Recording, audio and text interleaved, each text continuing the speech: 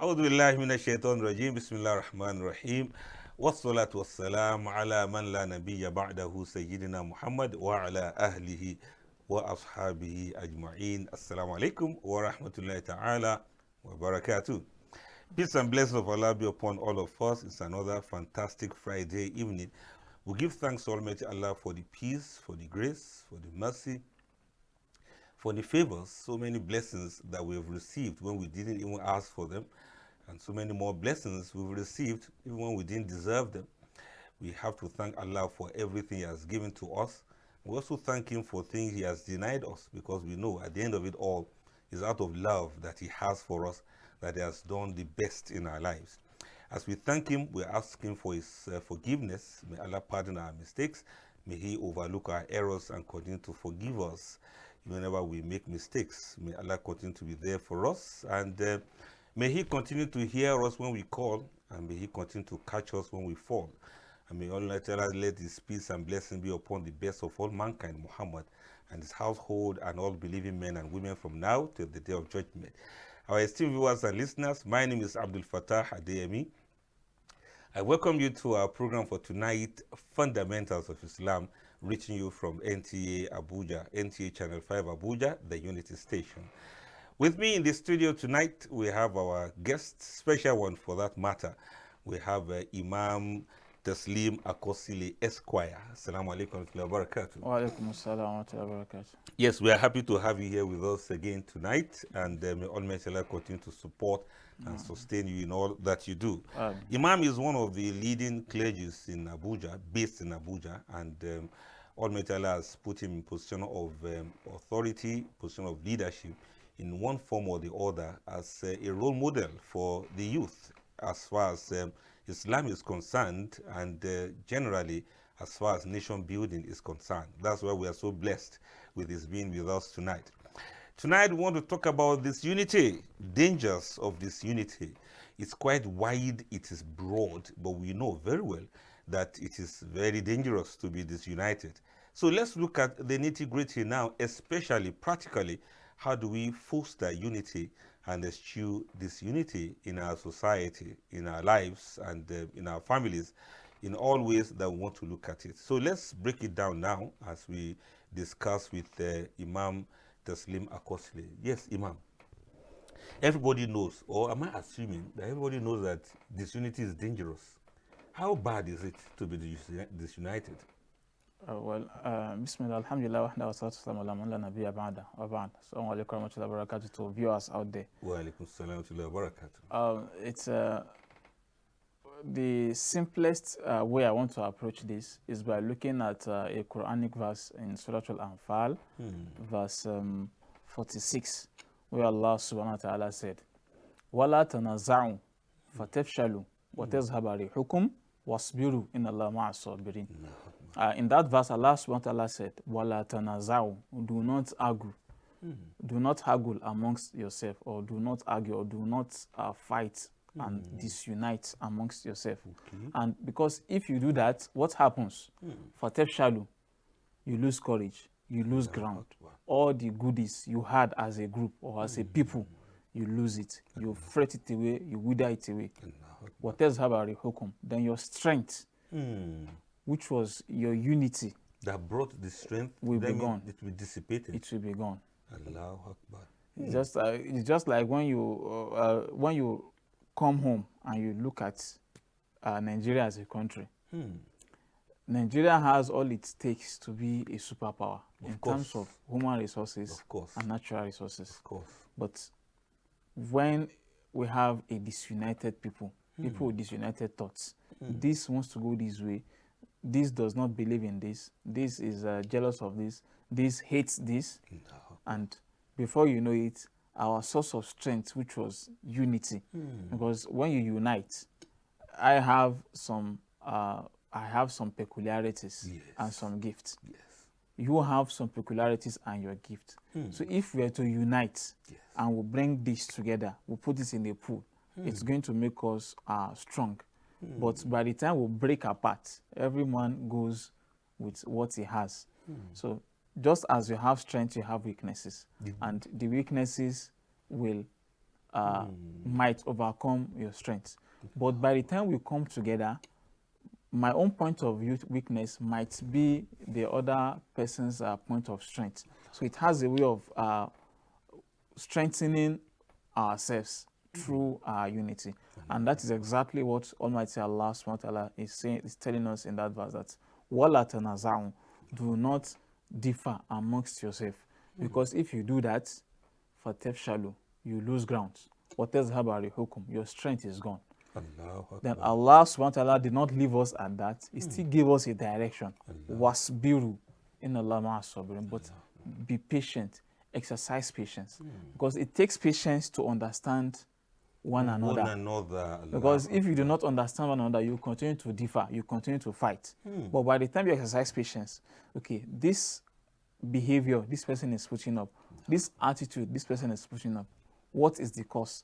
Could it be I said something, or could it be that I have done something and he had taken the wrong side of it? But by the time we exercise patience, we're able to hear ourselves out, and we're able to iron issues, and we're able to forge ahead, maintaining our unity, our strength, and our diversity. Allah Akbar. Thank you very much. From what you have said, it appears to me as if disunity is endless. If you disunite at one level, the smaller units too, that mentality of disunity will come there again, you will break down again, and then you will break down again. And we start having even divorces in the families because the mentality is that of disunity. Exactly. And I believe that the Nigerian coat of arms has peace, unity, and progress. If I'm correct. Now let's look at it now. Let's say we want to be progressive. We want to move forward. How do we put these things together? How do we? You just showed us what we can do now, but how do we go about it to come together and to have that focus towards being progressive? I really feel very happy about the superpower thing you've mentioned, and I think Nigeria is supposed to be there now if we check it very well. Please, I want you to encourage us some more, because in my own head I already think we are superpowers. Thank you very much. When we talk about diversity, and when we talk about addressing what you just mentioned, yes, how do we go about it? How do we go about it? Before I delve into that, if you look at nations who claim to have power around, yes, there is one thing they boast of, and that is diversity. Because that diversity gives you a lot. It's like a gold mine. It's a currency. Exactly. And also, before I go into the question again, still on the point of diversity, yes, please. Taking a browse of history, you see, during the lifetime of Rasulullah, the battle of the trench, Ahzab, the Makkans wanted to attack Medina. And Rasulullah was asking the companions, what do we do? Do we go out there and fight them, or we stay back in Medina and fight?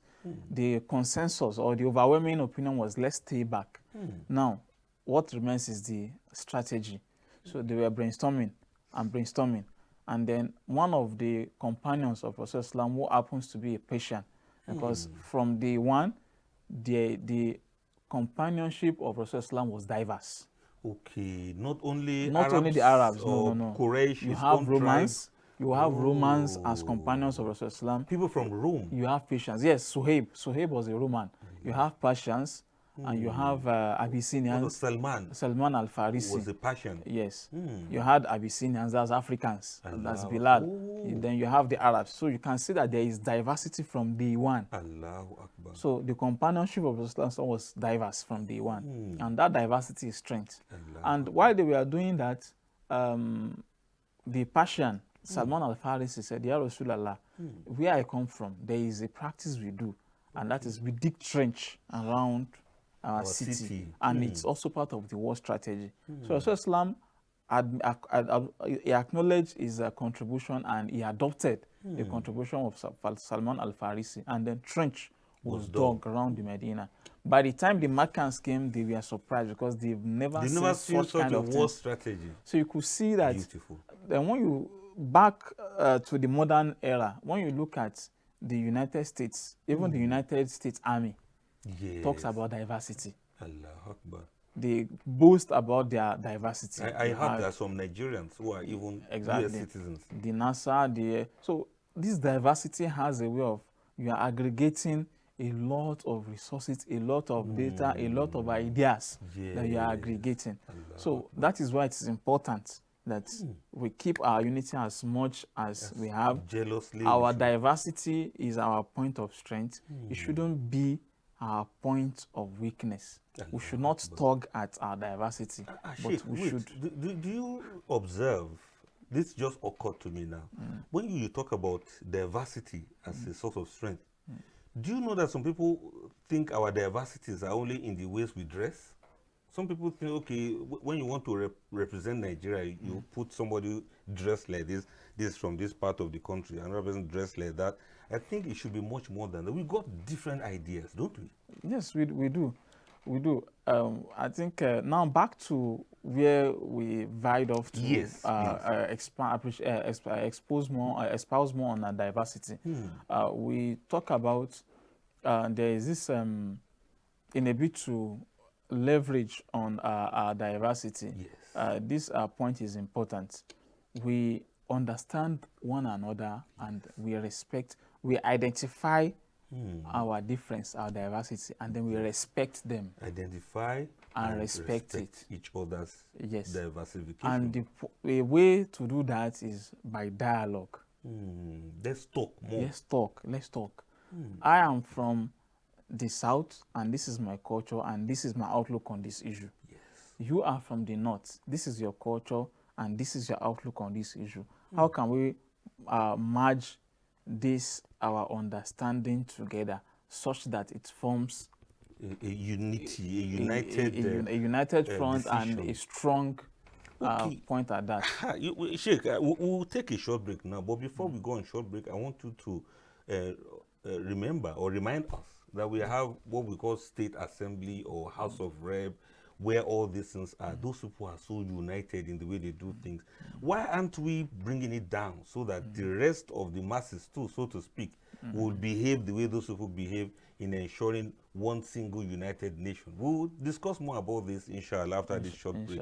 Please don't touch your dial. I mean, who does that when such an interesting topic is being discussed? Stay tuned, because when we return, the discussion continues. Assalamu alaikum.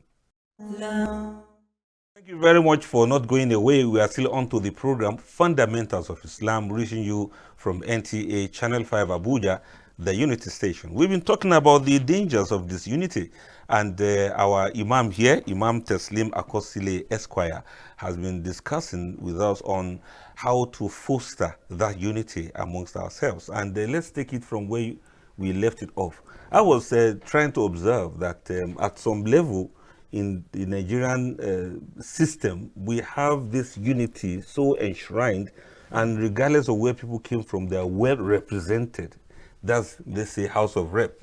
Why is it not going around? Why don't we just also do things the way they do things up there in that house? Is it that we don't know, or they don't tell us how they do it, or we are not just ready? Well, I think from my little perspective, it borders on enlightenment. Enlightenment. Yes, enlightenment. Because when you are enlightened, you do not, you appreciate your differences, and you do not abhor your differences. And I think in all of this too, to enlighten the populace, the masses, I think the media has gotten a very important role to play. And the media organizations in the country must be up and doing in this all-important role. And if necessary, they should be strengthened and be put to line. Should they be deviating in fostering the national unity? Because some of the dangers of disunity is hatred, and before you know it, anarchy sets in. Resentment. Exactly, resentment, hatred, and the rest of them. And then if you look around, you look at the case of Rwanda. Before you know it, the media played a role in the people hating themselves, even if they were the same set of people.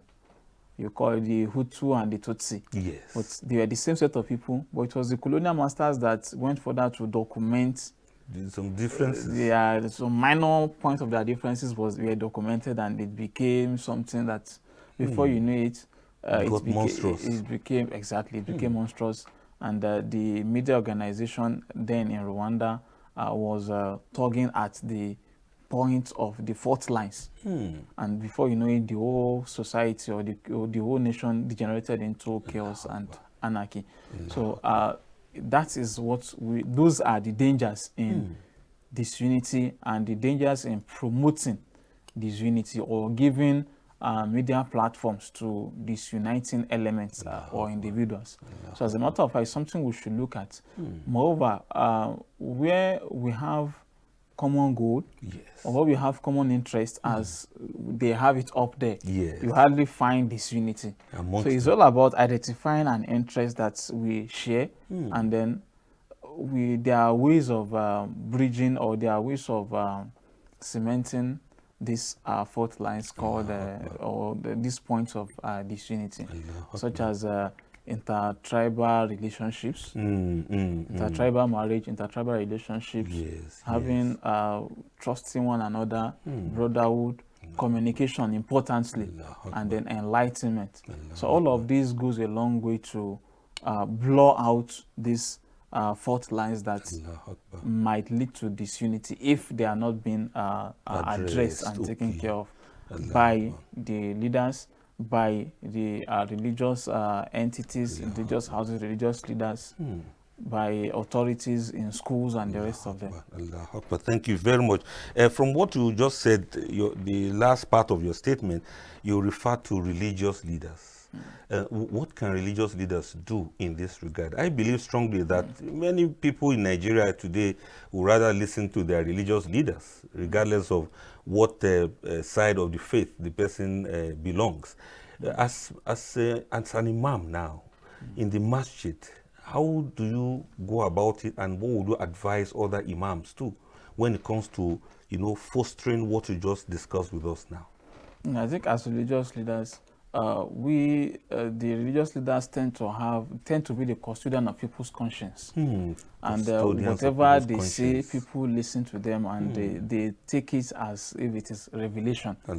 So as such, the religious leaders also must be open and doing, because the pulpit is also an important avenue to enlighten, to educate the populace, and it should be looked at seriously and enhanced, and not just be abandoned to charlatans. So as a matter of fact, religious leaders should be encouraged to promote peace, unity, and more importantly, enlightenment and education. Goes a long way to resolve issue of disunity. Because when somebody is educated and enlightened, he tends to understand when things happen. He is able to relate, is able to analyze, and is able to proffer solutions or way forward or way out to issues or to situations as they present themselves. Inshallah. Thank you very much for that. So let's take it down further now to individuals. Like the social media and the rest of them, some scholars, so to speak, or some leaders of a mosque, or even some pastors too, some of them make certain very terrible statements, that are capable of making people to be disunited. As individuals, when we see such things, what are our responsibilities? What can we do? As individuals, Islam has taught us that we have responsibility. We are responsible for whatever we see, because whatever we present out there as an individual. And as a matter of fact, the Quran keeps emphasizing it. That Rasulullah also said it in a lot of his sayings. In the Quran says, "Man yashfa shafa'atan hasanatan yakun lahu kiflu minha, wa man yashfa shafa'atan sayyi'atan yakun lahu nasibu minha." If as a result of your utterance or your action, good is promoted, then you are going to be rewarded for it. For the good. For the good, that's which is the consequence of your action or your utterance. But if as a result of your utterance or your action or your typing, because we are in the age of social media, so you're typing your hand. That's why Allah says, "Inna sama wal basar wal fuad kullu ulaika kana anhu mas'ula," on the day of judgment. That inna sama, your organs of hearing, your organs of sight, your organs of speech, and even your mind, as you are conceiving it, you are going to be held accountable for it on the day of judgment. So for us as Muslims, individual, we also reckon with the fact that Allah says in Surah Al-Qaf that Ma yalfidh min qawlin illa ladayhi raqibun atid. Whatever comes out of your mouth, the angels are there to analyze and to place it and then to record it for you, either good or bad. So that is why you have to be cautious what you say, what you do, because if as a result of your action somebody is guided and the society is better for it, Rasulullah said, it is better, that is better for you than this world and its whole content. You talk about gold, diamond, and the rest of them. They pale beside the good you have and the satisfaction, the rest of mind that you get for promoting good. But if the reverse is the case, you are going to have a share of whatever evil was committed, big or small, as a result of your utterance, or as a result of your action, or your disposition, or your insinuation.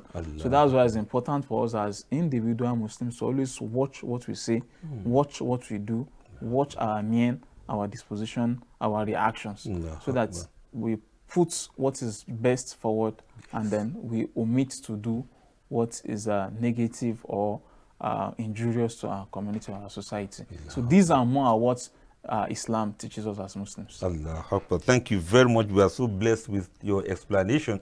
Our esteemed viewers and listeners, we've heard it all. We know very well there can be no peace without unity, and there can be no progress without both peace and unity. We have all these three working hand in hand, and let us abide by what we have heard today. I mean, you know, we've listened to a lot of things, and the one we heard this night, I want all of us to please, let's all join hand and work towards a united Nigeria. Nigeria is a first world already, and we should not be the ones dragging the country backwards. Let's keep moving forward, progress, and our unity is very important in fostering that. May Allah make it easy for us. Thank you again, Imam. We've really been blessed tonight. Our esteemed viewers and listeners, that's about the size of our program for tonight. Let's do this again, same station next week. May Allah spare our lives. Do have a beautiful weekend ahead. Assalamu alaikum wa rahmatullahi ta'ala wa barakatuh.